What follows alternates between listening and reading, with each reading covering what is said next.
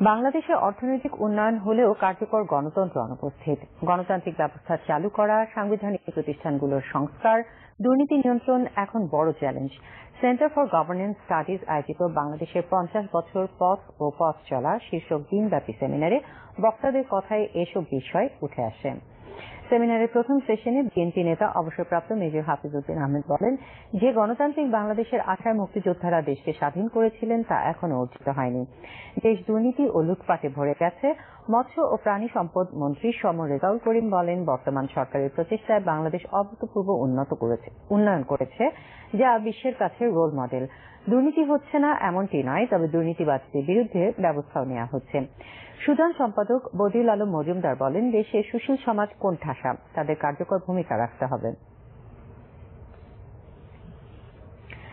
দাঁতের গুরুত্ব অনুধাবন ও সুস্থতা নিশ্চিত করতে সচেতনতা